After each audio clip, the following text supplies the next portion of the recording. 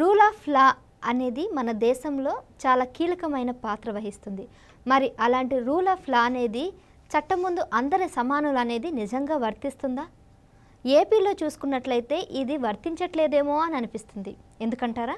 మరి దాని గురించి ఇవాళ మనతో పాటు ఉన్నారు పొలిటికల్ అనలిస్ట్ మధుసూదన్ రెడ్డి గారు. ఆయన అడిగి ఈ విషయాలు తెలుసుకుందాం. నమస్తే సార్. నమస్తే అమ్మా. సార్, చట్టం ముందు అందరూ సమానులే అన్నప్పుడు మరి ప్రధానమంత్రికి ఒక రూలు, ముఖ్యమంత్రికి ఒక రూలు, మంత్రులకు ఒక రూలు, సామాన్యులకు ఒక రూలు ఉంటుందంటారా? అదేం ఉండదమ్మా. భారత రాజ్యాంగంలో బిచ్చగాడిని మొదలుపెట్టుకొని కాటికాపర్తో మొదలుపెట్టుకొని దేశంలో ఉన్న రాష్ట్రపతి వరకు చట్టం అందరికీ సమానమే. అయితే నేనంటున్న పాయింట్ ఏంటంటే, పుస్తకాల్లో మాత్రమే ఉంటే సరిపోదు. చట్టాలనేవి పుస్తకాల్లో ఉంటే సరిపోదు.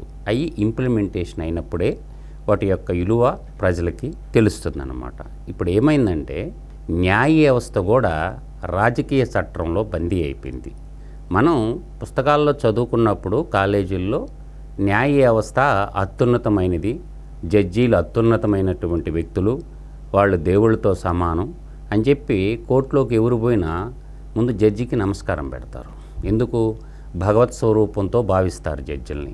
కానీ అటువంటి జడ్జిలే రాజకీయ నాయకులకి, ఆర్థిక నేరగాళ్ళకి, పెట్టుబడిదారి వర్గాలకి బానిసలుగా మారిపోయి న్యాయాన్ని చంపేస్తుంటే సామాన్యుడు ఏడవాలో బతకాలో తెలియకుండా ఉంది. అంటే ఈ దేశంలో న్యాయ వ్యవస్థ అనేది రాజకీయ నాయకులకి, పెట్టుబడిదారి వర్గానికి, గూండాలకి, రౌడీలకి ఒక విధమైన చట్టము, సామాన్యులకి ఒక విధమైన చట్టము ఉంటుంది.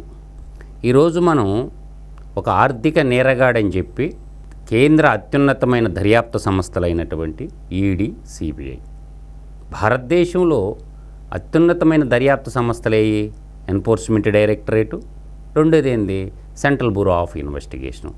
ఈ రెండు సంస్థలు కూడా 9 ఈడీ కేసుల్లో, 11 సిబిఐ కేసుల్లో A1 ముద్దాయి అయినటువంటి వాడు జగన్మోహన్ రెడ్డి, ఆంధ్రప్రదేశ్ ప్రస్తుత ముఖ్యమంత్రి, ప్రస్తుత ఆపద్ధర్మ ముఖ్యమంత్రి. నేను కూడా ఈ విషయం అడగాలనుకుంటున్నాను సార్. జగన్మోహన్ రెడ్డి గారు దాదాపుగా ఎన్నో కేసుల్లో ఇరుక్కున్నారు. అయితే పిలిచిన ప్రతిసారి కోర్టుకు వెళ్లాల్సిన బాధ్యత అయితే ఉంది. 3041 సార్లు కోర్టు పిలిచినా కూడా వాయిదాల మీద ఆయన వెళ్ళలేదు. మరి కోర్టుకు వెళ్ళనప్పుడు, ఆయనకి బిజీ ఉన్నప్పుడు లండన్కి వెళ్ళడానికి టైం ఎక్కడిది?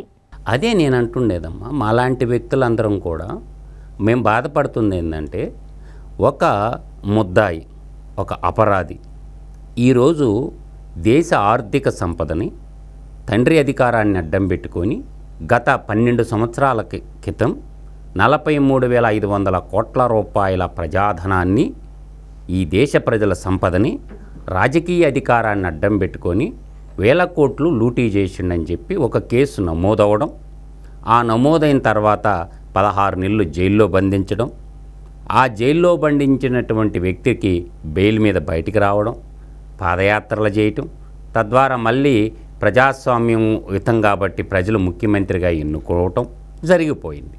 గత 5 సంవత్సరాలలోనే రాష్ట్రంలో ప్రశ్నించిన ప్రతి గొంతులను ఎలా నులిమేశారు, తర్వాత ప్రశ్నించిన ప్రతి గొంతు మీద ఎక్కడన్నా మాట్లాడితే, దోపిడీ మీద మాట్లాడితే ఎస్సీ అట్రాసిటీ కేసులు పెట్టడం, సెంట్రలైజ్ కరప్షన్ ఏ విధంగా చేసి లక్షల కోట్లు కొల్లగొట్టేసినాడు, తర్వాత అదేవిధంగా ఒక ఆర్థిక నేరగాడికి అధికారం అప్పచెప్తే ప్రజల ఆస్తులు తాకట్టు పెట్టి 1,000 కోట్లు ఈరోజు అప్పుల పాలు ఎలా చేశారు. ఈరోజు ఆంధ్రప్రదేశ్లో కడుపులో ఉన్న పిల్లోడు ఏం పాపం చేశాడో తెలియదు, కానీ 9 నెలలు ప్రెగ్నెన్సీ ఉన్న, అంటే ఇంకా 10 రోజుల్లో లోకం తెలియనటువంటి శిశువు కూడా ఇవాళ 2,41,000 అప్పుండు.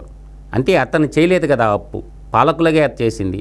అంటే పాలకుల ఆస్తులేమో లక్షల కోట్లకు వరసలైపోయి ప్రజలకి సంక్షేమ పథకాల మాటున లక్షల కోట్ల రూపాయలు చేసి ప్రజల నెత్తిన అప్పులు రుద్దారు. ఈ అప్పులు ఎవరు కట్టాలా?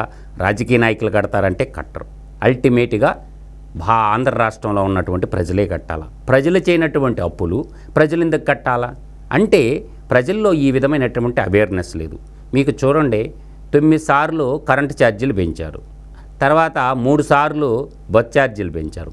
అంటే వివిధ రకాలైనటువంటి పన్నుల్లో, రిజిస్ట్రేషన్ ఛార్జీల్లో, తర్వాత నిత్యావసర సరుకులు, తర్వాత నిత్యావసర సరుకులు పెట్రోలు మీద మనకు తెలియకుండానే డైరెక్ట్ ట్యాక్స్ అనమాట పెట్రోల్ మీద పడేది. యాక్చువల్గా పెట్రోల్ ధర ఎంత ఉంటుంది? సామాన్యుడికి పడేటటువంటి పెట్రోల్ ధర 45 రూపాయలు ఉంటే మిగతా 65 రూపాయలు ట్యాక్స్ రూపంలో నువ్వు చెల్లిస్తున్నావు. అంటే ఒక 2 వీలర్ ఉన్నటువంటి వ్యక్తి దాదాపుగా మనకి 2,000 రూపాయలు డైరెక్ట్గా ప్రభుత్వానికి ఇస్తాడు. అంటే 12 నెలలు అంటే 24,000 రూపాయలు. అంటే ఒక 2 వీలర్ ఉన్నటువంటి ఒక గవర్నమెంట్ ఎంప్లాయీ కావచ్చు, ఒక ప్రైవేట్ ఎంప్లాయీ కావచ్చు, ఒక సామాన్య పౌరుడు కావచ్చు, అగ్రికల్చరిస్ట్ కావచ్చు, ఒక వ్యవసాయదారుడు కావచ్చు, ఎవరైనా కావచ్చమ్మా, ప్రభుత్వానికి డైరెక్ట్గా ఒక 2 వీలర్ నీ దగ్గర ఉంటే 1 లీటర్ పెట్రోల్ నువ్వు కానీ వాడుతూ ఉంటే 5 సంవత్సరాల్లో ప్రభుత్వానికి నీకు తెలియకుండానే 1,00,000 రూపాయలు ఇస్తావు. అంటే ఏ కుటుంబానికైనా 1,00,000 రూపాయల సంక్షేమం మించి జరిగిందా అంటే అవుపడదు. నీకు ఒక ఎగ్జాంపులే చెప్పాను, ఇది పెట్రోల్ ఫ్యూయల్ కన్జంప్షనే చెప్పాను. వివిధ రంగాల్లో వివిధ రకాలైనటువంటి ట్యాక్సులు మనకు ఉండవు కాబట్టి ఈ ట్యాక్సులన్నిటి చొప్పున ఒక్కొక్క కుటుంబానికి వచ్చి దాదాపుగా ప్రభుత్వంలో వివిధ నిత్యావసర సరుకులు అయితేనేమి వివిధ రకాల వస్తువుల మీద ఒక్కొక్క కుటుంబం ఏం చేస్తుందంటే డైరెక్ట్గా 10 లక్షల రూపాయలు ప్రభుత్వానికి ఇస్తుంది. తెలియకుండానే ఇస్తామన్నమాట. పన్నుల రూపంలో, బస్ ఛార్జీల రూపంలో, పెట్రోల్ రూపంలో, డీజిల్ రూపంలో, తర్వాత షాంపూలు కొన్న అన్నిటి మీద జీఎస్టీ ఉంటుంది. తర్వాత సెల్ ఫోన్ యూటిలైజేషన్ దాని మీద జీఎస్టీ ఉంటుంది. అంటే నిద్రలేసిన కానించి సాయంత్రం దాకా నువ్వు వాడే కరెంటు బిల్లుల మీద జీఎస్టీ ఉంటుంది. అందువల్ల ఏంటంటే ప్రజాధనం అక్కడ గుట్టబడుతుంది కాబట్టి ఆ ప్రజాధనాన్ని ప్రజలకు సేవ చేస్తామని సేవ ముసుకంలో రాజకీయం అంటే సేవ. అంటే ఆ సేవ పక్కన పోయి ధనాన్ని ఆర్జించాలంటే పేద ప్రజల్ని పెట్టి పీడించాలి. నేను అంటుండేది ఏంటంటే ఇన్ని కేసుల్లో ఒక ముద్దాయిగా ఉన్నట్టు పెట్టి కోర్టుకు రావటానికి టైం లేనటువంటి జగన్మోహన్ రెడ్డికి లండన్ పోవటానికి జడ్జి గారు ఎలా పర్మిషన్ ఇచ్చారు? ఇది నా పాయింట్. అంటే న్యాయ వ్యవస్థ ఈ దేశంలో ఉందా? అంటే కోర్టుకి 1 గంట వచ్చిపోవటానికి టైం లేదు కానీ లండన్కి పోవటానికి 15 రోజులు పర్మిషన్ జడ్జి గారు ఇచ్చారంటేనే ఇక్కడ న్యాయ వ్యవస్థ అమ్ముడుపోయింది, న్యాయ వ్యవస్థ లేనే లేదు. కాబట్టి సామాన్య ప్రజలు ఎవరు కూడా న్యాయ వ్యవస్థని నమ్మటం లేదు. ఒక తీవ్రమైన ఆర్థిక నేరాల్లో ఉన్నటువంటి వ్యక్తి 3041 సార్లు కోర్టుకి రాకుండా నాకు ఈ విధమైనటువంటి ఇబ్బందులు ఉన్నాయి, ప్రజాపాలన ఉంది, సంక్షేమం ఉంది, ప్రభుత్వాన్ని నడిపించాలా అన్నటువంటి ఒక వ్యక్తి గంట కోర్టుకు రావటానికి టైం లేనటువంటి వ్యక్తి, ప్రజాధనం దుర్వినియోగం అయిపోతుందని చెప్పినటువంటి వ్యక్తికి ఈరోజు సిబిఐ కోర్టు ఇతర దేశాలకి విహారయాత్రలకు పోవటానికి పర్మిషన్ ఏందంటే ఈ దేశంలో న్యాయ వ్యవస్థ అనేది సామాన్యులకి ఒక రకమైనటువంటి న్యాయము, బలిసిన వాళ్ళకి, రాజకీయ నాయకులకి, పెట్టుబడిదారులకి ఒక విధమైనటువంటి రాజకీయ వ్యవస్థ ఉందన్నమని నేను ప్రగాఢంగా విశ్వసిస్తున్నాను. ఈ భారతదేశ అత్యున్నత న్యాయస్థానం మేల్కొని త్వరితగతిన కానీ జడ్జిమెంట్లు ఇవ్వకపోతే ఈ న్యాయ వ్యవస్థ మీద కూడా ఇప్పుడు ధర్నాలు చేయాల్సింది.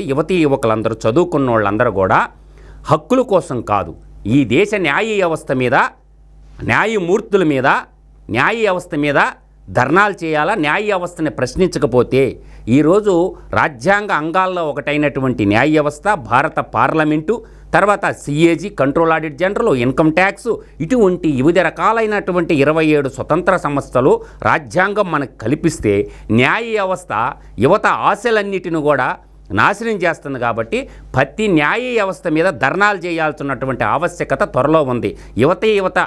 భారతదేశంలో ఉన్న యువతలు మేల్కొని న్యాయ వ్యవస్థ మీద, న్యాయ వ్యవస్థ తీర్పుల మీద, న్యాయ వ్యవస్థ జడ్జిమెంట్ల మీద ఖచ్చితంగా న్యాయ వ్యవస్థ ఈ ఢిల్లీ బలిసిన వాళ్ళకు ఒకటి ఇలా చాలామంది జైల్లో మగ్గిపోతున్నారమ్మా. బడుగు బలహీన వర్గాల పిల్లలు జైల్లో చాలామంది మగ్గిపోతున్నారు. కాబట్టి పెట్టుబడిదారులకి, రాజకీయ నాయకులకి, రౌడీలకి, గోండాలకి ఒక వ్యవస్థ ఉంది. కాబట్టి త్వరలో కూడా యువత మేల్కొని న్యాయ వ్యవస్థ మీద ధర్నాలు చేసే రోజులు వచ్చినా ఆశ్చర్యపోనక్కర్లేదు. న్యాయమూర్తులు న్యాయస్థానాల ముందు, హైకోర్టుల ముందు, అత్యున్నత సుప్రీంకోర్టు ముందు ఈ చదువుకున్న యూనివర్సిటీ విద్యార్థులు కానీ, యువకులు కూడా న్యాయస్థానాన్ని కానీ పరిష్కరించకపోతే ఇటువంటి ఆర్థిక నేరగాళ్ళు దేశం వెళ్ళి మారిపోతుంటారు. పారిపోయిన వ్యక్తులు 4 పేర్లు చెప్తానమ్మా. మీకు రైట్ ఏంటమ్మా నువ్వు మాట్లాడేది? 4 వ్యక్తుల పేర్లు చెప్తా. ఇజీమాల్యాని తీసుకొచ్చారా, లలిత్ మోడీని తీసుకొచ్చారా, సోక్షిని తీసుకొచ్చారా? కాబట్టి ఈ జగన్మోహన్ రెడ్డి కూడా రేపు పోతే తిరిగి వస్తాడని హైకోర్టు ఏమన్నా రాసిస్తుందా? హైకోర్టు ఏమన్నా రాసిస్తుందా? లండన్ పోయిన జగన్మోహన్ రెడ్డి తిరిగి వస్తాడని ఏమన్నా రాసిచ్చిందా? కాబట్టి భారత న్యాయ వ్యవస్థని ప్రశ్నించాల్సిన తరుణము అవశ్యం. న్యాయ వ్యవస్థల ముందు యువతీ యువకులు యూనివర్సిటీ విద్యార్థులు ధర్నాలు చేయనటువంటి పరిస్థితి దాపురించిందని మాత్రం నేను స్పష్టంగా చెప్పగలను.